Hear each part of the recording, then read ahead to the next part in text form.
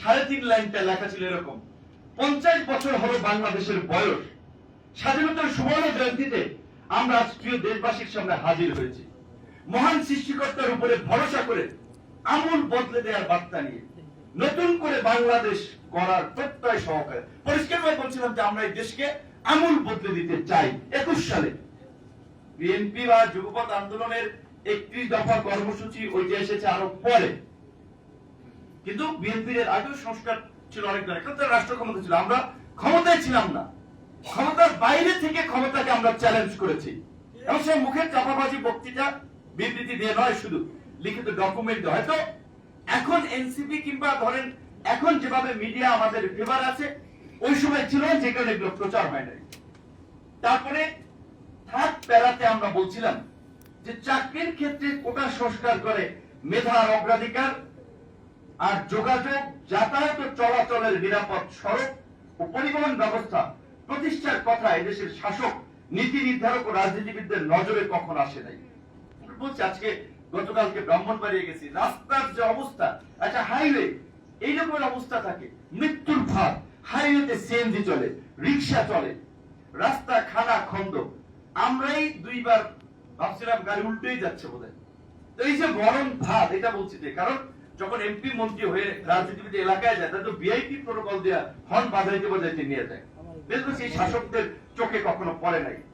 প্রাত্যহিক জীবনে এমন অজস্র সমস্যা সংকটে ডুবে আছে মাতৃভূমি। এইরকমের স্বাস্থ্য, উপজেলা হসপিটাল এক্সরে মেশিন নাই, জেলা হাসপাতালে ডাক্তার নাই, বিভাগীয় শহরে বিশেষজ্ঞ নাই, এরকমের অজস্র সমস্যায় ডুবে আছে এই দেশ। সেটা আমরা এখানে বলছিলাম। দেশবাসীর এমন মৌলিক, জরুরি ও মানবিক প্রয়োজনকে গুরুত্ব দেয় না রাজনীতিক ও আমরা। কারণ রাজনীতিবিদের ছেলে মেয়ে, বউ বাচ্চা, পরিবার পরিজন দেশের বাইরে, আমরাও শেষ বয়সে সেটেল হয় বাইরে, তাদের কাছে গুরুত্ব পায় না। এই কথাগুলো আমরা তখন বলেছিলাম। তারপর আমাদের এই ঘোষণাপত্রের আপনার আরেকটা পেজে বলা আছে যে একই দেশে বিভক্ত হয়ে পড়া 2 দল মানুষ 71-এ পাওয়া স্বাধীনতাকে স্মরণ করছে ভিন্নভাবে। 2 পক্ষের মূল্যায়ন একেবারেই বিপরীত অবস্থান ও ভিন্ন অভিজ্ঞতা। কেউ বলছে স্বাধীনতার ঘোষক জিয়া, কেউ বলছে শেখ মুজিব, কেউ বলছে আওয়ামী লীগের নেতারা কলকাতায় তাস খেলছে মুক্তিযুদ্ধের সময়, কেউ বলছে আমরাই সে সময় মুক্তিযুদ্ধে ঝাঁপাই পড়ছি। বিভিন্ন ধরনের বাহাস এবং বিতর্ক। আবার কেউ কাউকে বলছে মুক্তিযুদ্ধের পক্ষের শক্তি, কেউ বলছে বিপক্ষের শক্তি।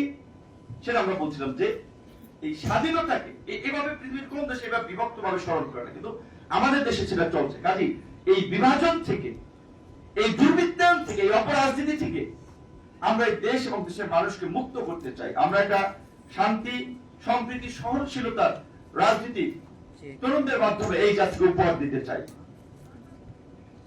তারপরে আমরা একটা কথা বলছিলাম শেষের দিকে যে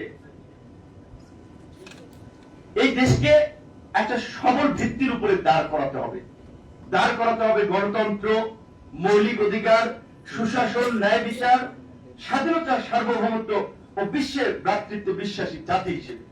আমরা জাতি পুনর্গঠন যে প্রয়োজন সেটা বলছি, সেই জাতির পুনর্গঠন, সেখানে গণতন্ত্র, মৌলিক অধিকার, সুশাসন, ন্যায় বিচার, স্বাধীনতা নিশ্চিত করা হবে। সেই বিষয়গুলো কিন্তু আমরা আমাদের এই 21 দফার ঘোষণাপত্রে কিন্তু আমরা বলেছি। এবং শেষ প্যারাতে আত্মপ্রকাশের ঘোষণাপত্রে সেখানে বলেছিলাম সেই লক্ষ্যাভিমুখী সংগঠন, আন্দোলন ও রাষ্ট্র পুনর্গঠনের কাজে আমরা দেশবাসীর সমর্থন চাই। রাষ্ট্র পুনর্গঠনের কাজে 21 সালে আমরা বলছিলাম যে রাষ্ট্র পুনর্গঠন করতে হবে।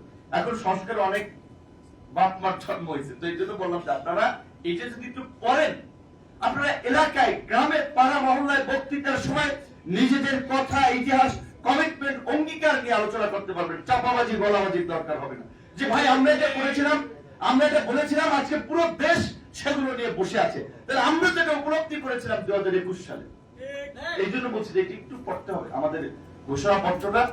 এটা মোটামুটি মগজে রাখতে হবে, একটু পড়লে, 2-4 বার পড়লে এটা নলেজে চলে আসবে। তারপর আমাদের দলের ঘোষণাপত্রের 1 নম্বরে নাম, 2 নম্বরে নীতি সমূহ আছে।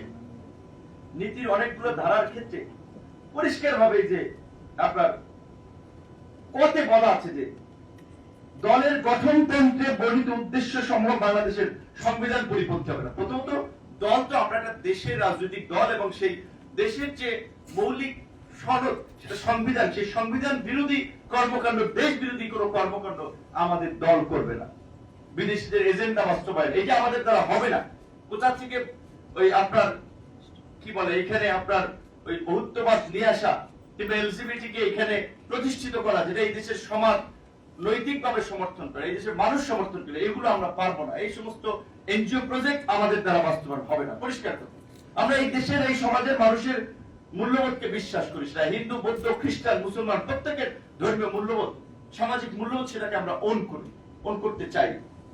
আমাদের খতে আমরা কিন্তু বলছিলাম যে দলের গঠনতন্ত্রে ধর্ম, বর্ণ, গোত্র, ভাষা বা লিঙ্গ ভেদে কোনরূপ বৈষম্য প্রতীয়মান হবে না।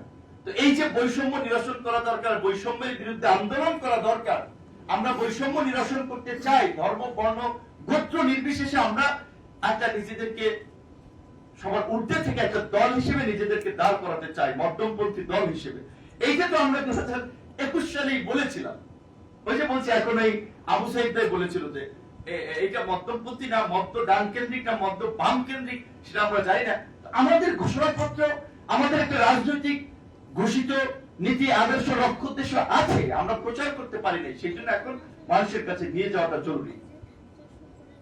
এখানে আপনারা পড়বেন, এইখানেই তো বলা আছে, যেমন 2-6-5 বলা আছে, কোন ক্রমেই বাংলাদেশের রাষ্ট্রীয় অখণ্ডতা, জাতীয় স্বার্থ, ঐক্য, সংহতি, ধর্মীয় সম্প্রীতি বিনষ্টকারী কোন উদ্যোগকে সমর্থন দেবে না গণ অধিকার পরিষদ। তার নীতিতে বলা আছে।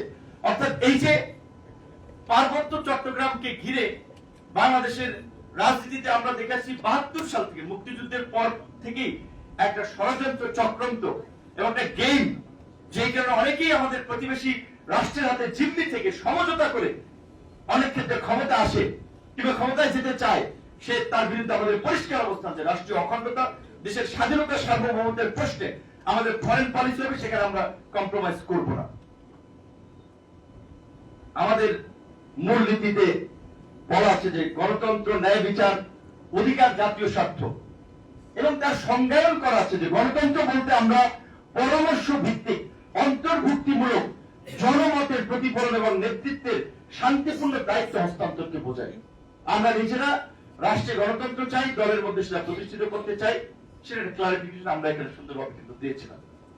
আরো আমাদের প্রত্যেকটা বিষয়, ন্যায় বিচার বলতে আমরা কি বুঝি, এই বিষয়গুলো দেওয়া ছিল। আমাদের লক্ষ্য উদ্দেশ্যে পরিষ্কার বলা ছিল যে অত্র দলের লক্ষ্য উদ্দেশ্য হবে গণতান্ত্রিক, দুর্নীতিমুক্ত, বৈষম্যহীন, জ্ঞান ভিত্তিক, কল্যাণমুখী, সমৃদ্ধ বাংলাদেশ গঠনের মধ্যে দিয়ে মুক্তিযুদ্ধের অঙ্গীকার বাস্তবায়ন। আমাদের তো একটা লিখিত ডকুমেন্ট আছে, আমি আর ডিটেইলস গেলাম না। 21 দফা কর্মসূচিতে আমাদের প্রতিরক্ষা নীতি, আমাদের গণমাধ্যম সম্পর্কে আমাদের অবস্থান, দুর্নীতির বিরুদ্ধে আমাদের অবস্থান, পররাষ্ট্র নীতির বিরুদ্ধে অবস্থান, এর একটা ডিটেইলস মোটামুটি রূপরেখা আমরা এখানে দিয়েছি। বাংলাদেশের একমাত্র রাজনৈতিক দল গণ অধিকার পরিষদ, যারা অন্যদের চেয়ে তুলনামূলকভাবে অভ্যন্তরীণ কর্মকাণ্ড, সিদ্ধান্ত গ্রহণ, নেতৃত্ব নির্বাচনে একটা উন্মুক্ত গণতন্ত্র, গণতান্ত্রিক পদ্ধতির চর্চা করে, কিন্তু আমরা এটাকে প্রচার করতে পারছি না, মানুষের কাছে নিয়ে যেতে পারছি না। যেই কারণে এই কর্মশালার আয়োজন, যদিও আজকে মাঝখানে একটু ছন্দপতন হয়েছে আমাদের, বিশেষ করে আজকে এটা স্টার্ট ছিল, শুরু ছিল, শুরুর দিকে আমরা নিজেরা ফাইন্ড আউট করতে পেরেছি যে আমাদের কোথায় কতটুকু ইনপুট দেওয়া দরকার, আমাদের আরেকটু সফিস্টিকেটেড ওয়েতে করতে গেলে আমাদের কি দরকার পার্টিসিপেশনের ক্ষেত্রে। কিন্তু স্বাভাবিকভাবে এটা পরিষ্কার। ভাই আমার এই ওপেন বক্তব্য শেষ।